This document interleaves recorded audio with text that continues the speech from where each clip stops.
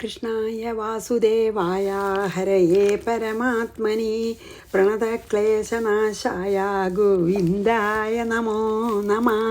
ശ്രീമദ് ഭാഗവതം ഏകാദശ സ്കന്ധം അധ്യായം 20 ശ്ലോകം 32, 33 നമ്മൾ ഒന്നിച്ച് ചെയ്തു അല്ലേ. വളരെ നല്ലൊരു സ്ഥലത്താണ് നമ്മൾ നിർത്തിയത്. എന്താണ് ഭഗവാൻ നമ്മളോട് പറയണത്? ഉദ്ധവനിൽ കൂടി നമ്മളോട് പറയാണ്, പിന്നെ എന്താ പറയുക, കർമ്മങ്ങൾ കൊണ്ടോ തപസ് കൊണ്ടോ ജ്ഞാനം കൊണ്ടോ വൈരാഗ്യം കൊണ്ടോ യോഗാനുഷ്ഠാനങ്ങൾ കൊണ്ടോ ദാനധർമ്മങ്ങളാലോ മറ്റ് മാർഗങ്ങളാൽ, അതായത് തീർത്ഥയാത്ര, ജപം മുതലായ മാർഗങ്ങൾ കൊണ്ടോ ലഭിക്കുന്നതെല്ലാം തന്നെ എൻ്റെ ഭക്തന് ഭക്തി കൊണ്ട് നിഷ്പ്രയാസം ലഭിക്കുന്ന, അല്ലേ, സ്വർഗമോ മോക്ഷമോ എന്തു തന്നെ വേണമെന്ന് ആഗ്രഹിച്ചാലും അത് ആ ഭക്തന് ലഭിക്കും. അതാണ് കൈവല്യം തന്നെ ലഭിക്കും. ഞാൻ വൈകുണ്ഠം തന്നെ കൊടുക്കുന്നതാണ് പറഞ്ഞല്ലേ. അതായത് ഭക്തന്മാർ മോക്ഷോ, അതായത് പുനരാവൃത്തിരഹിതമായ മോക്ഷോ ഞാൻ കൊടുത്താലും കൂടി ആഗ്രഹിക്കുന്നില്ല. അങ്ങനത്തെ ഒന്നും ആഗ്രഹിക്കാത്തൊരവസ്ഥ തന്നെ ഞാൻ കൊടുക്കും. അതുകൊണ്ട് ഒന്നും ആഗ്രഹിക്കുകയോ ആശ്രയിക്കുകയോ ഒന്നും ചെയ്യാത്ത ഭക്തനും കൂടി ഞാൻ എല്ലാം കൊടുക്കുന്നു. അതൊക്കെ പറഞ്ഞാലേ നമ്മൾ 34 34 വായിക്കാം. നക്കിഞ്ച് സാധവോ ധീര ഭക്ത ഹേകാന്തിനോ മമ വാഞ്ചന്ത്യഭിമയ ദത്തം കൈവല്യം പുനർഭവം. അതാ പറഞ്ഞത്. സാധവ സാധുക്കളും ധീരാഹ ബുദ്ധിമാന്മാരും ഏകാന്തിനഹ എന്നിൽ ഏകാന്ത ഭക്തിയുള്ളവരും ആയ ഭക്താഹ ഭക്തന്മാർ മയാദത്തം ഞാൻ നൽകിയ അല്ലെങ്കിൽ എന്നാൽ നൽകപ്പെട്ട അപുനർഭയം കൈവല്യം, അതായത് ആ പുനർഭവമാണ് കേട്ടോ, ഭയമല്ല, ആ പുനർഭവം. അതായത് ഇനി ഒരിക്കലും തിരിച്ചൊരു ജന്മം എടുക്കേണ്ടതില്ലാത്ത ആ മോക്ഷം തന്നെ ന കിഞ്ചിത് ലവലേശം പോലും വാഞ്ചന്തി ആഗ്രഹിക്കുന്നില്ല എന്ന്. എന്താ പറഞ്ഞ വെച്ചാൽ ഭഗവാൻ എന്താ പറഞ്ഞ വെച്ചാൽ നല്ല വിവേകികളായിട്ടുള്ള എൻ്റെ ഏകാന്ത ഭക്തന്മാരായിട്ടുള്ള പിന്നെ പരമഭക്തന്മാർ ഞാൻ കൊടുത്താൽ പോലും പുനരാവൃത്തിരഹിതമായ മോക്ഷം പോലും അവരാഗ്രഹിക്കണില്ല എന്ന്. ഈ എൻ്റെ ഭക്തന്മാർക്ക് ഞാൻ കൊടുക്കാൻ തയ്യാറാണെന്ന് വെച്ചാൽ മോക്ഷം കൂടി വേണ്ട, എന്നെ സ്മരിച്ചിരിക്കുക മാത്രമേ അവർക്ക് വേണ്ടൂ. അങ്ങനെയാണ് ആ പരമഭക്തന്മാരെന്ന് പറയുകയാണ്. അവർക്ക് കൊടുത്താലും വേണ്ട ഒന്നും. ഭക്തി ശരിക്കും ഏകാന്ത ഭക്തി ഉണ്ടായാൽ പിന്നെ ഒന്നിനും ആഗ്രഹം ഉണ്ടാവില്ല എന്നാണ് അപ്പോൾ അതിൻ്റെ ചുരുക്കം.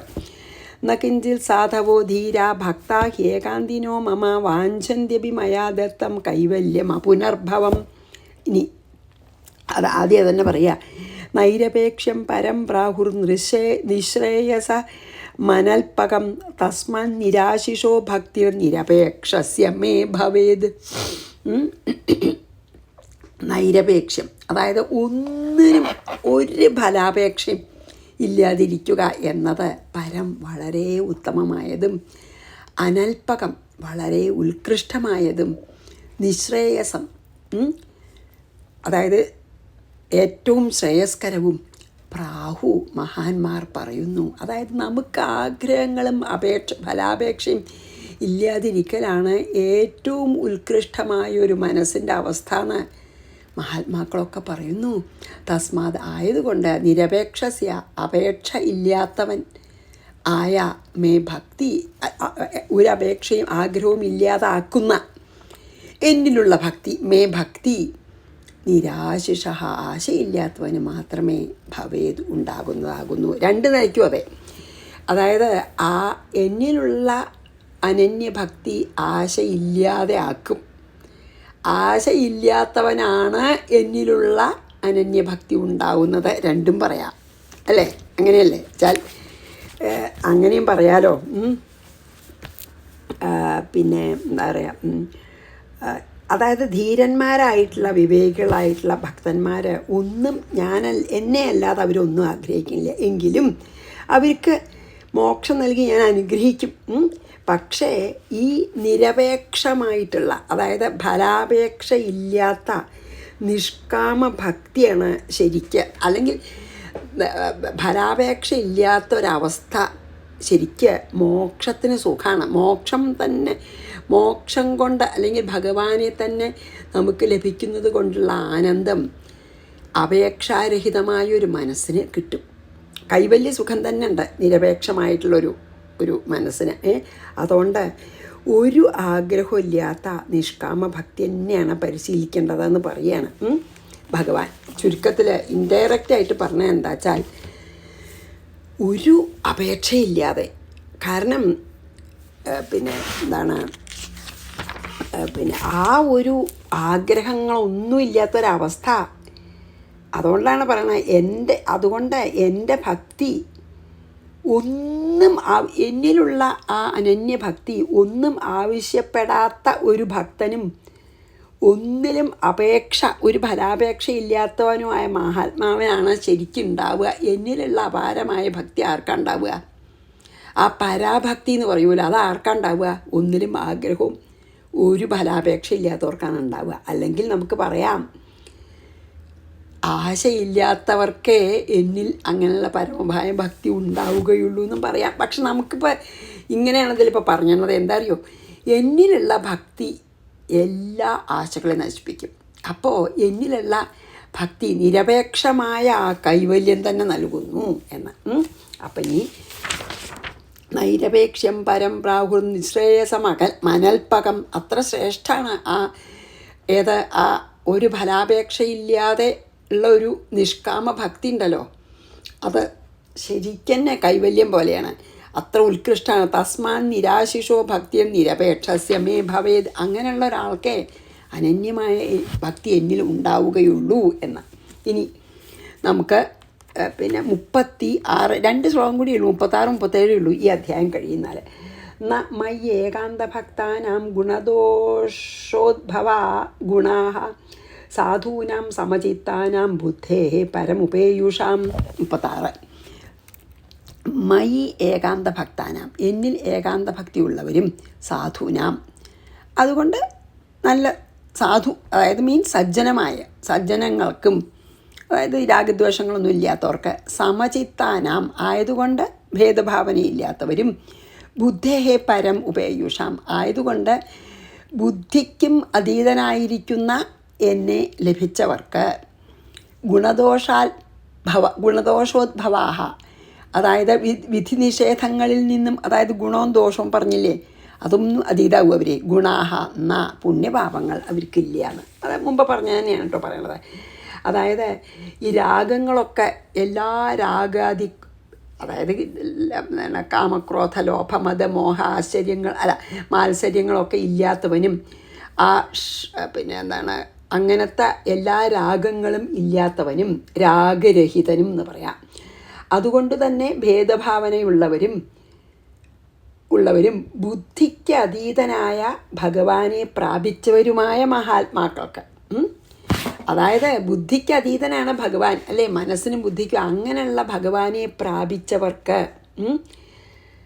എങ്ങനെയുള്ളവരാവും? അങ്ങനെയുള്ള ഭഗവാനെ പ്രാപിച്ചവർ, അല്ലെങ്കിൽ അങ്ങനെയുള്ള ഭഗവാനെ ആയിട്ട് ഐക്യം പ്രാപിച്ച ഭക്തന്മാരെ എങ്ങനെയുള്ളവരാവും? രാഗാതിരഹിതരാവും, നല്ല ഭേദഭാവന ഒട്ടുമില്ലാത്തവരാവും. അങ്ങനെയുള്ള മഹാത്മാക്കൾക്ക് വിധിനിഷേധങ്ങളിൽ നിന്ന് വരുന്ന ഗുണദോഷങ്ങളൊന്നും ബാധകമല്ല. ഇത് ചെയ്യരുത്, ഇത് ചെയ്യാം, ഇത് ചെയ്താൽ ദോഷമാണ്, ഇത് ചെയ്താൽ ഗുണമാണ്, അങ്ങനത്തെ ഗുണദോഷങ്ങൾക്കും അവർ അതീതനാവും. എന്താ അറിയോ, ഭഗവാൻ ഗുണദോഷങ്ങൾക്കൊക്കെ അതീതനാണല്ലോ. അങ്ങനെയുള്ള ഭഗവാനെ പ്രാപിക്കുന്ന ഭക്തനും ഗുണദോഷങ്ങൾക്ക് അതീതനാവും എന്നാണ് പറയണത്. അതുകൊണ്ടാണ് പറയണത്. അതുകൊണ്ട് എന്നെ ഇതിനൊക്കെ അതീതനായിട്ടുള്ള അങ്ങയെ പ്രാപിച്ച മഹാത്മാക്കൾക്ക് വിധിനിഷേധങ്ങളിൽ നിന്നുണ്ടാകുന്ന ഗുണദോഷങ്ങളൊന്നും അവരെ ബാധിക്കില്ല എന്ന്. മീൻസ് അവർ ഗുണദോഷങ്ങൾക്കും ഭഗവാനെ പോലെ തന്നെ അതീതരായിത്തീരും. അപ്പോൾ അവർ എന്ത് ചെയ്താലും ഗുണവും ദോഷവും അതിൻ്റെ ഫലമൊന്നും അവർക്ക് അനുഭവിക്കേണ്ട. കാരണം ഭഗവാനെ പ്രാപിച്ചിരിക്കുന്ന മഹാത്മാക്കളാണ് അവർ. അവർക്ക് രാഗദ്വേഷാദി ഒന്നുമില്ല, പിന്നെ ഭേദഭാവനയില്ല. എല്ലാത്തിലും സർവം ബ്രഹ്മമയായിട്ട് കാണുന്നവരാണ്. അതായത് ബുദ്ധിക്ക് അതീതമായി നിൽക്കുന്ന അഖണ്ഡബോധരൂപമായ എന്നെ എന്നെ പ്രാപിക്കുക, അല്ലെങ്കിൽ എന്നെ കണ്ടെത്താൻ തന്നെ, അല്ലെങ്കിൽ എന്നെ പ്രാപിക്കാൻ ശ്രമിക്കുന്ന ഭക്തന്മാർക്ക് ഗുണദോഷ ചിന്തയൊന്നും ഉണ്ടാവില്ല. കാരണം അതിലും മീതേണേ, അതായത് സമചിത്തരാണ് അവർക്ക് എല്ലാം സർവം ബ്രഹ്മമയം, സദാ സർവത്ര ബ്രഹ്മമയാണ്. അതുകൊണ്ടാണ് അങ്ങനെ പറഞ്ഞത് കേട്ടോ. നമയ്യേകാന്ത ഭക്താനാം ഗുണദോഷോദ്ഭവ ഗുണാഹ സാധൂനാം സമചിത്താനാം ബുദ്ധേ പരമുപേയുഷാം. അവർക്ക് വിധിനിഷേധങ്ങൾ കൊണ്ട് വരുന്ന ഗുണദോഷങ്ങളൊന്നും അവരെ ബാധിക്കണേയില്ല, അവർക്ക് ബാധകമല്ല. ഇനി ഈ അധ്യായത്തിൻ്റെ അവസാനത്തെ ശ്ലോകം കേട്ടോ. ഏവമേതാൻ മയാദഷ്ടാൻ അനുതിഷ്ഠന്തി മേ പഥഃ ക്ഷേമം വിന്ദന്തി മത്സ്ഥാനം യത് ബ്രഹ്മ പരമം വിദുഹു എന്നാണ്. ഇപ്പോൾ ഈ അവസാനത്തെ ശ്ലോകം എന്ത് പറഞ്ഞിട്ടാണ് നിർത്തണത്? 37. ഏവം ഇപ്രകാരം മയ ആദിഷ്ഠാൻ ഞാൻ എന്നാൽ ഉപദേശിക്കപ്പെട്ട ഏതാൻമേ പഥ ഈ ഭക്തിമാർഗം, അല്ല ഈ മാർഗം മൂന്ന് മാർഗം പറഞ്ഞുവല്ലോ, ജ്ഞാനവും കർമ്മവും ഭക്തിയും പറഞ്ഞു. ഇപ്പോൾ ഈ 3 മാർഗങ്ങളെ അനുതിഷ്ഠതി അനുഷ്ഠിക്കുന്നുവോ അവർ ക്ഷേമം, അതായത് ക്ഷേമം വെച്ചാൽ എന്നും നന്മ, മത് സ്ഥാനം ക്ഷേമം നന്മയുടെ ഉറവിടമായ എൻ്റെ സ്ഥാനത്തെ വിന്ദതി പ്രാപിക്കുന്നു. ഏതൊരു പരമം പരബ്രഹ്മസ്വരൂപം ഉണ്ടോ അതിനെയും അറിയുന്നു. എന്താണ് അപ്പോൾ പറഞ്ഞു വെച്ചാൽ, ഞാൻ ഉദ്ധവന് ഉപദേശിക്കപ്പെട്ട ഈ 3 മാർഗങ്ങളെ ആരാണ് ശ്രദ്ധയോടുകൂടി അനുഷ്ഠിക്കണേ? അവർ കാലത്തിൻ്റെയും മായയുടെയും ബാധ, കാലത്തിനും മായയ്ക്കും അതീതമായ എൻ്റെ സ്ഥാനത്തെ, അല്ലെങ്കിൽ പരബ്രഹ്മത്തിനെ തന്നെ പ്രാപിക്കുന്നു. അതായത് പരബ്രഹ്മം അറിഞ്ഞ് പരബ്രഹ്മം തന്നെ ആയിത്തീരുന്നു എന്നാണ് പറഞ്ഞത്. എന്നെ ഇങ്ങനെ ഈ ഞാൻ പറഞ്ഞ ഈ 3 മാർഗങ്ങളിൽ ഏതിലെങ്കിലും ഒന്നിൽ ശ്രദ്ധയോടുകൂടി അതിൻ്റെ ധർമ്മങ്ങൾ അനുഷ്ഠിക്കുന്ന ഒരു ഭക്തൻ മായയ്ക്കും കാലത്തിനും അതീതമായ എൻ്റെ സ്ഥാനത്തെയും പരബ്രഹ്മരൂപത്തെയും അറിയുകയും പ്രാപിക്കുകയും ചെയ്യുന്നു എന്ന്. അറിയുകയും ചെയ്യും, അനുഭവാവുകയും ചെയ്യും. അതായത് ഇനി അതിലധികം ഒന്നും പറയാനില്ലല്ലോ, അതാണ് ഇതിൽ പറഞ്ഞത്. നോക്കൂ, ഇങ്ങനെ ഞാൻ പറഞ്ഞ ഈ എന്നെയുള്ള അന്വേഷണം ഏത് മാർഗത്തിൽ നിങ്ങൾ അനുഷ്ഠിച്ചാലും, ഏത് മാർഗം നിങ്ങൾ പിന്തുടർന്നാലും എന്നെ എത്തിച്ചേരാനുള്ള ഈ നിത്യ സത്യ ശുദ്ധ സ്വരൂപനായിട്ടുള്ള, അല്ലെങ്കിൽ അഖണ്ഡബോധരൂപമായ എന്നെയുള്ള ഈ അന്വേഷണം ഏത് മാർഗത്തിൽ കൂടി പിന്തുടർന്നാലും, ആത്മാർത്ഥമായിട്ട് പിന്തുടർന്നാൽ ജീവിതത്തിൻ്റെ പരമലക്ഷ്യം തന്നെയായിട്ടുള്ള ആ ശ്രേയസ് നിങ്ങൾക്കുണ്ടാവും. അതെന്താണ്? ആ ക്ഷേമം എന്താ? പരബ്രഹ്മം തന്നെ. ആ അഖണ്ഡബോധരൂപം നിങ്ങളെന്താണെന്ന് അറിയും. നിങ്ങൾ ആ അഖണ്ഡബോധരൂപം തന്നെ ആയിത്തീരുകയും ചെയ്യും എന്നാണ് പറഞ്ഞത്. അതായത് ഏത് മാർഗം നിങ്ങൾ അനുഷ്ഠിച്ചോളൂ, അത് ശ്രദ്ധയോടും ഭക്തിയോടും അത് തന്നെ നിന്ന് വ്യതിചലിച്ചാലും തിരിച്ചു വന്ന്, പറഞ്ഞില്ലേ, അങ്ങനെ അഥവാ തെറ്റുപറ്റിയാലും അതേ മാർഗത്തിൽ തന്നെ പിന്തുടർന്ന് പശ്ചാത്താപം പ്രായശ്ചിത്തം ചെയ്ത് മുമ്പിലേക്ക് പോയി ഏത് മാർഗ്ഗമായാലും വേണ്ടില്ല നിങ്ങൾ എന്നെ തന്നെ പ്രാപിക്കും എന്ന് പറയുകയാണ്. അതായത് ആ പരമലക്ഷ്യമായിട്ടുള്ള ശ്രേയസ് നിങ്ങൾക്കുണ്ടാവും. എന്താണ് ആ പരമലക്ഷ്യമായ ശ്രേയസ്? ബ്രഹ്മം എന്താണ്? അറിഞ്ഞ അനുഭവാവുക, അല്ലെങ്കിൽ ആ അഖണ്ഡബോധരൂപം മാത്രമേ ഇവിടെ ഉള്ളൂ. അത് ഞാൻ ആ അഖണ്ഡബോധം രൂപം തന്നെയാണ് ഇവിടെ, അല്ലാതെ മറ്റൊന്നുമില്ല, സർവം ബ്രഹ്മമെന്ന് ബോധ്യാവും എന്നാണ് ഭഗവാൻ പറയണത്. ഏവമേതാൻ മയാധിഷ്ഠാൻ അനുതിഷ്ഠന്തി മേ പഥ ക്ഷേമം വിന്ദന്തി മത്സ്ഥാനം സദ്ബ്രഹ്മ പരമം വിദുഹു. നമുക്ക് ഉറപ്പ് തരികയാണ് ഭഗവാൻ. ഇതി ശ്രീമദ് ഭാഗവത പാരമഹംസം സംഹിതായാം യോഗം ത്രയവിവരണം നാമ 20-തമോധ്യായഃ. അപ്പോൾ നമ്മളിവിടെ സമാപ്ത. അപ്പോൾ നമ്മൾ 20-ാം അധ്യായം ഇപ്പോൾ ഇവിടെ കഴിഞ്ഞു. അപ്പോൾ നമുക്കിനി 21-ലേക്ക് കിടക്കാൻ കുറച്ച് സമയമുണ്ട് കേട്ടോ. അപ്പോൾ ഇനി 21-ൽ എന്താണ് പറയണമെന്ന്, അല്ലെങ്കിൽ 20 ഇപ്പോൾ നമ്മൾ 20 ശരിക്കും പറയാച്ച ഈ മാർഗത്രയങ്ങളാണ് നമ്മൾ പറഞ്ഞത് 20-ൽ. വളരെ നല്ലൊരു എനിക്ക് വളരെ ഇഷ്ടമുള്ളൊരു ഏകാദശസ്കന്ധം 20-ാം അധ്യായം എന്ന് പറഞ്ഞാൽ വളരെ നല്ലൊരു അധ്യായമാണ് കേട്ടോ 20-ാം അധ്യായം. ഞാനൊന്ന് ചുരുക്കി പറയാൻ പറ്റുമോ എന്ന് നോക്കാം. അതായത് പിന്നെ ഇതിലെന്താണെന്ന് പറഞ്ഞു വെച്ചാൽ, അതായത് സന്യാസി അല്ലെങ്കിൽ പിന്നെ ആശ്രമമൊന്നും ഇല്ലാത്ത ഒരാൾക്ക് വിധി നിഷേധങ്ങളില്ല എന്ന് പറഞ്ഞുവല്ലോ. അതായത് മനുഷ്യന്മാർക്കല്ല, ദേവന്മാർക്ക് പോലും വേദത്തിൽ വിധി നിഷേധങ്ങൾ പറയുന്നുണ്ട്. പക്ഷെ ഇപ്പം അങ്ങ് പറയുന്നു ഗുണദോഷങ്ങൾക്ക് അതീതാണ് നല്ലൊരു ഭക്തൻ അല്ലെങ്കിൽ എന്ന് പറയുന്നുണ്ട്. അതപ്പോൾ അത് കോൺട്രഡിക്ടറി അല്ലേന്നൊക്കെ ചോദിക്കുമല്ലോ.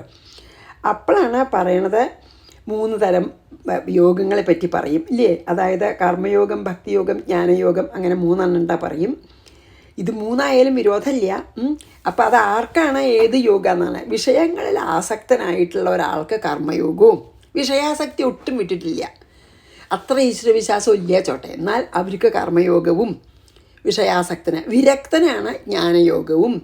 പിന്നെയോ വലിയ ആസക്തി ഇല്ല, വലിയ വിരക്തി ഇല്ല, അങ്ങനെ മധ്യത്തിൽ നിൽക്കുന്ന ആൾക്ക് ഭക്തിയോഗവും എന്നൊക്കെ പറഞ്ഞല്ലോ അല്ലേ. എന്നിട്ട് ഈ 3 യോഗങ്ങൾ, ഈ 3 മാർഗത്തിൽ കൂടി അല്ലാതെ ഈശ്വരപ്രാപ്തി ഒരിക്കലും ഒരാൾക്കും സാധ്യമല്ല എന്നും പറഞ്ഞു.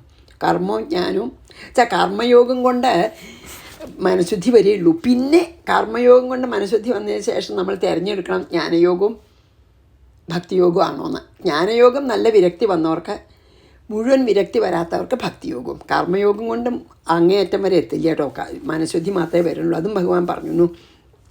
ഇനി 3 തരത്തിലുള്ള സാധകന്മാർക്കാണെന്ന് പറഞ്ഞുല്ലോ. ഇനി എന്താ വെച്ചാൽ പറയണത് എന്താ വെച്ചാൽ, ശരീരം, മനസ്സ്, ബുദ്ധി, ഇങ്ങനെയാണ് 3 ജീവൻ്റെ ഇത് അല്ലേ. ശരീരവും മനസ്സും ബുദ്ധിയും. അപ്പോൾ അത് നമ്മൾ പറഞ്ഞു. അതെന്താ പറയുക, ശരീരത്തിൻ്റെ ധർമ്മം കർമ്മമാണ്, മനസ്സിൻ്റെ ധർമ്മം വിചാരം അല്ലേ, ബുദ്ധിയുടെ ധർമ്മം അറിവ്. അപ്പോൾ ഇത് 3ഉം എല്ലാ 3 വഴികളും തമ്മിൽ ബന്ധപ്പെട്ടതാണെന്ന് പറയാണ്. അപ്പോൾ ശരീരം കൊണ്ട് കർമ്മയോഗം അനുഷ്ഠിക്കേണ്ടി വരും, നമുക്ക് കർമ്മം ചെയ്യാണ്ടിരിക്കാൻ പറ്റില്ലല്ലോ. അതുകൊണ്ട് ശരീരം കൊണ്ട് കർമ്മയോഗവും, മനസ്സിൽ ഭക്തിയോഗവും, ബുദ്ധി കൊണ്ട് ജ്ഞാനയോഗവും ഒരേ സമയത്ത് തന്നെ ഉണ്ടാവുന്നുണ്ട്. ഇല്ല എന്ന് പറഞ്ഞാലും ഉണ്ടാവുന്നുണ്ട് അല്ലേ. നമ്മൾ കർമ്മം ചെയ്യാതിരിക്കാൻ പറ്റില്ല. അപ്പോൾ ശരീരം കൊണ്ട് കർമ്മം ചെയ്യുന്നുണ്ട് നമ്മൾ. എത്ര കർമ്മയോഗം അനുഷ്ഠിക്കേണ്ട പറഞ്ഞാലും പറ്റില്ല. പിന്നെ ഭക്തി മനസ്സിലാണ് അല്ലേ. അപ്പോൾ ഭഗവാനോട് പിന്നെ ഇതുണ്ടെങ്കിൽ എന്താ പറയുക, നമ്മൾ ഭഗവാനിൽ ശരണാഗതി അടയൊക്കെ ചെയ്യുന്നുണ്ടെങ്കിൽ മനസ്സുകൊണ്ടാണ്. പിന്നെ ബ്രഹ്മം തന്നെയാണ്, ഞാൻ ആത്മാവ് തന്നെയാണെന്ന് അറിയണത് ബുദ്ധി കൊണ്ടാണ്. അപ്പോൾ എല്ലാം 3 ഇതും ശരിക്കും അങ്ങനെ വേർതിരിച്ച് പറയാൻ പറ്റില്ല പറയാണ്. അതായത് പിന്നെ എന്താണ്, ശരീരവും മനസ്സും ബുദ്ധിയും ഉള്ളിടത്തോളം കാലം കർമ്മവും ഭക്തിയും ജ്ഞാനം യോഗങ്ങളെ അങ്ങനെ നമുക്ക് തിരിച്ചു വയ്ക്കാൻ പറ്റില്ല. പക്ഷേ ഏതാണ് അധികം എന്ന് നോക്കാമെന്ന് മാത്രം. പിന്നെ എന്താണ് അതിൽ പറഞ്ഞത്, അതായത് കർമ്മം കൊണ്ട് പരമാവധി കിട്ടാവുന്ന സ്വർഗ്ഗനരകങ്ങളാണ്.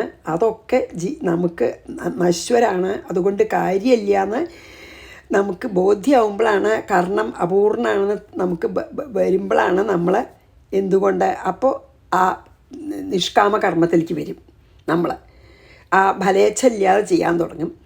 അത് കഴിഞ്ഞ് മനസ്സ് ശുദ്ധമാവുമ്പോൾ ഒന്നുകിൽ ജ്ഞാന മാർഗത്തിലേക്ക് അല്ലെങ്കിൽ ഭക്തി മാർഗത്തിലേക്ക് പോകും നമ്മൾ എന്നാണ് പറയണത് അല്ലേ. അപ്പോൾ വേറൊന്നും കൂടിയും പറയണ്ടല്ലോ, പറഞ്ഞല്ലോ ഭഗവാൻ, ഈ ശരീരം ഒരു ഉപകരണമാണ് ഇതിന് ഉപയോഗിക്കാനേ. നമ്മളെ മോക്ഷ സാധനമാണ് ശരീരം. എന്താ വെച്ചാൽ മോക്ഷം കിട്ടാൻ ശരീരം കൊണ്ട് പ്രയത്നിക്കണേ. അപ്പോൾ എപ്പോഴാണ് ശരീരം വീണ് പോവുകയെന്ന് അറിയില്ല. അതുകൊണ്ട് എല്ലാ സമയത്തും നമ്മളെ ഭഗവാന്റെ അടുത്തേക്ക് എത്താനായിട്ട് നമ്മൾ ശ്രമിച്ചുകൊണ്ടേയിരിക്കണം.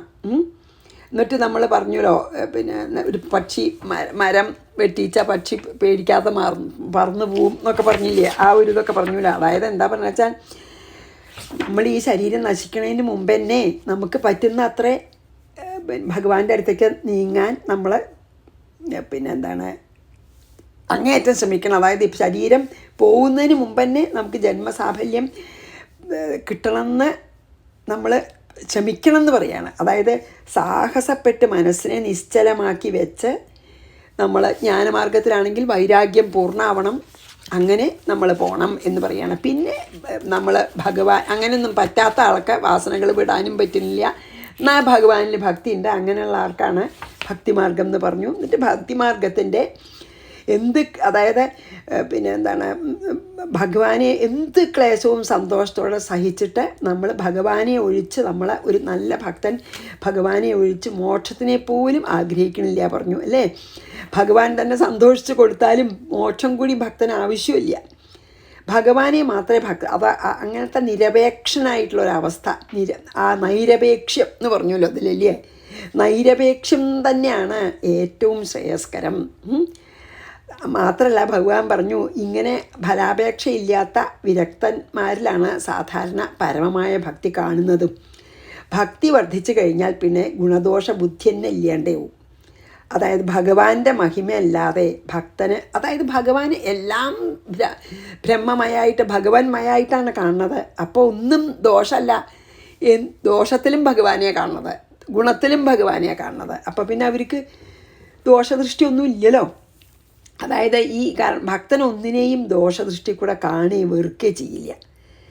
അവരുടെ ആ ഭഗവാനോടുള്ള സ്നേഹം അവരെ ആ ഭക്തന്മാരെ ഈ ആധ്യാത്മിക മാർഗത്തെ തെറ്റുകൂടാതെ മുമ്പിലേക്ക് കൊണ്ടുപോകും.